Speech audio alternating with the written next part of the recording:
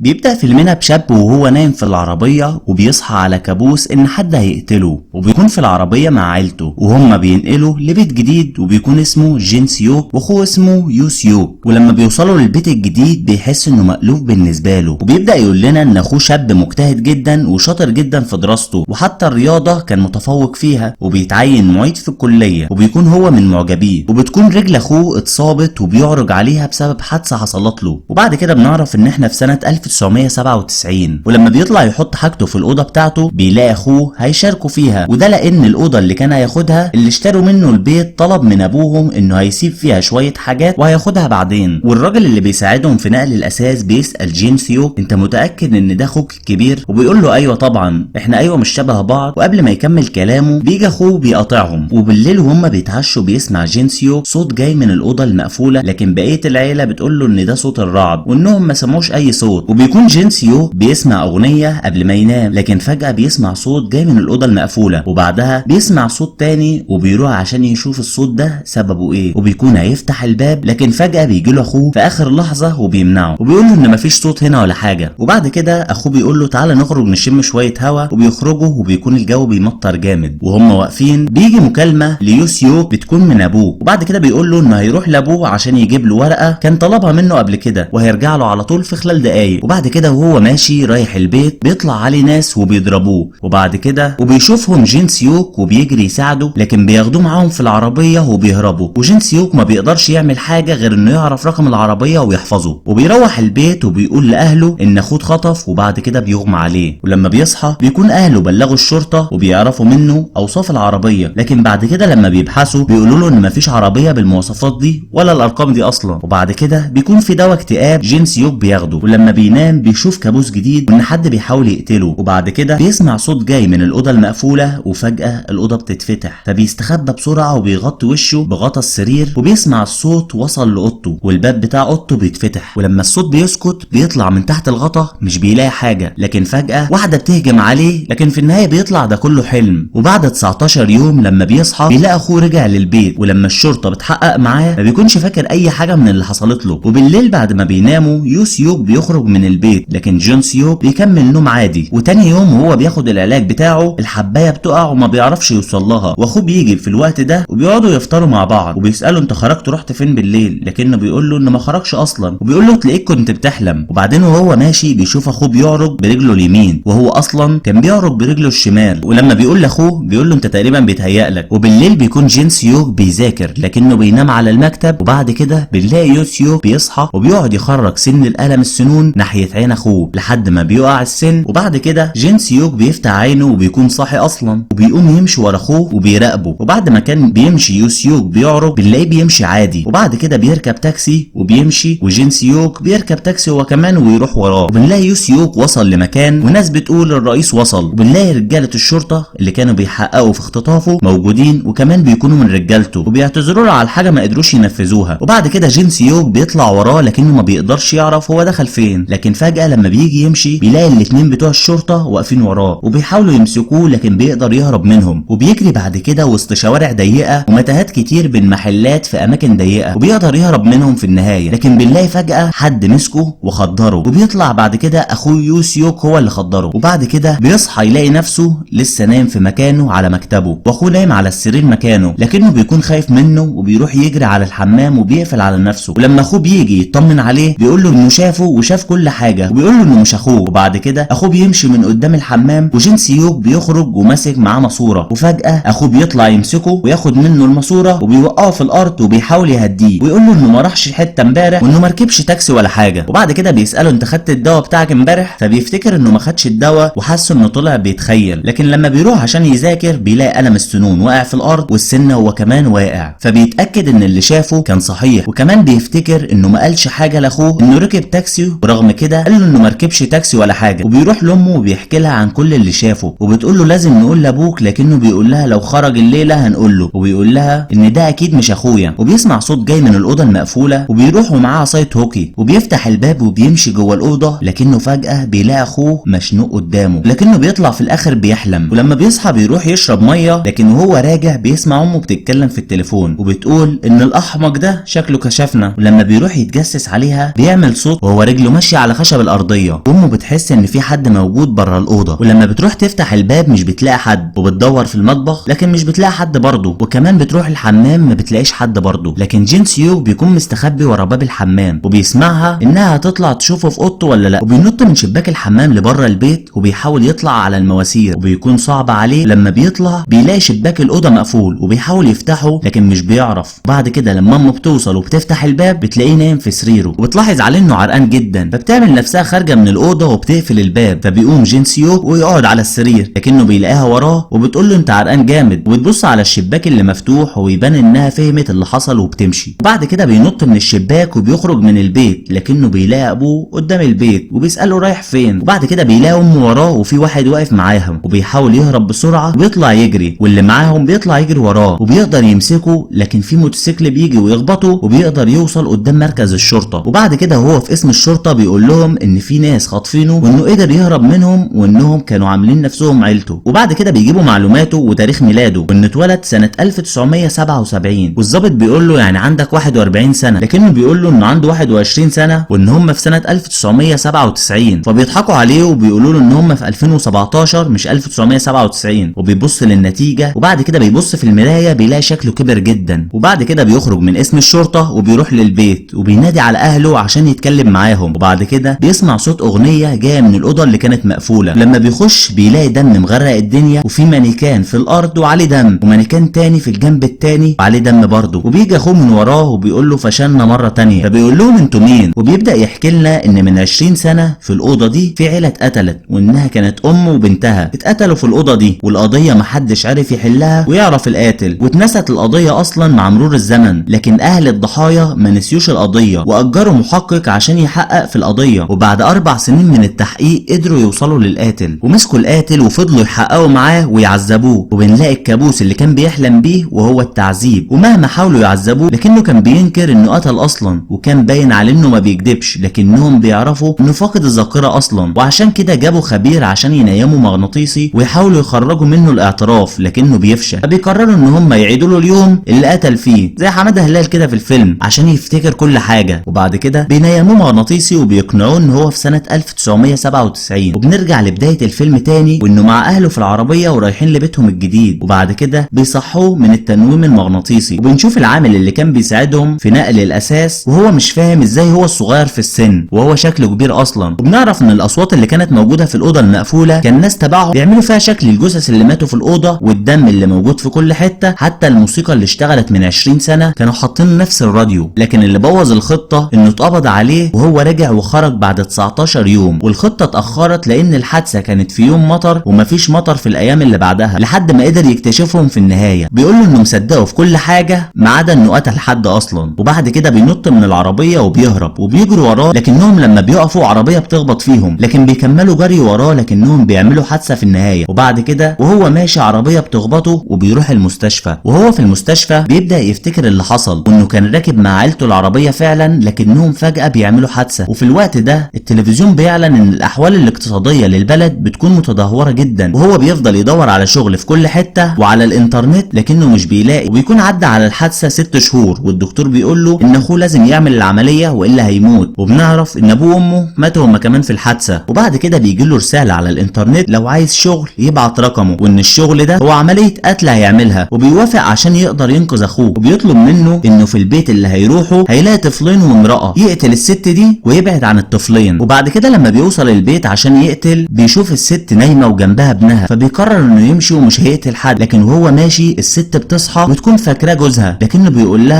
بيقول لها ما تصوتيش وانه هيمشي، فبتوافق. لكن في الوقت اللي هيمشي فيه البنت بتصحى، لما بتشوفه معاه السكينه بتفضل تصوت، وهو بيقول لها ما تصوتيش، وطلع يجري وراها عشان تسكت، وبيزق الباب عشان يفتح لكنه بيقع عليها غصب عنه والسكينه بتيجي في بطنها وبتموت، وبيفضل يعيط وبيتاسف لها. وبعد كده امها بتيجي ولما بتشوفها بتصوت هي كمان، ولما بيروح عشان يحاول يسكتها بيموتها ويسكتها خالص هي كمان. وهو خارج من البيت بينده عليه طفل صغير وبيسال على امه واخته، لكنه بيقول له عد من 1 ل 100 10 مرات وهو هيرجع له امه واخته. وبعد كده وهو خارج بيشوف صوره العيله دي وان الدكتور اللي بيعالج اخوه هي دي عيلته، ولما بيفتكر الصوت بيتاكد ان هو اللي طلب منه انه يقتلها. وبعد كده بنلاقي الطفل بيتصل على ابوه وبيقول له انه لقى امه واخته غرقانين في دمهم وانهم مش بيتنفسوا. وبعد وبعد كده لما بيروح للدكتور بيقول له انا طلبت منك تقتل الست بس، انما الطفله اللي قتلتها دي انا هموتك وهموت اخوك كمان. وبعد كده الدكتور بيحاول يقتله، لكن فجاه السلسله اللي وراهم بتتقطع وبيقع الدكتور من فوق المبنى وبيموت في النهايه. بعد كده بيصحى في المستشفى وبنكتشف ان اللي كان عامل نفسه اخوه هو ده الطفل الصغير اللي عاش، وبنعرف ان الدكتور ده كان عايز يضحي بمراته ويقتلها عشان كان معاه تأمين بمبالغ كبيرة وكان عايز الفلوس دي وقرر يضحي بمراته. وفي النهاية بينتحر جين سيو بحقنة سم، والتاني بيرمي نفسه من فوق المستشفى. وفي النهاية بيخلص فيلمنا على كده. ما تنساش تعمل لايك وسبسكرايب لو انت على اليوتيوب، ولو انت على الفيسبوك اعمل شير واعمل لايك وتابعنا. سلام.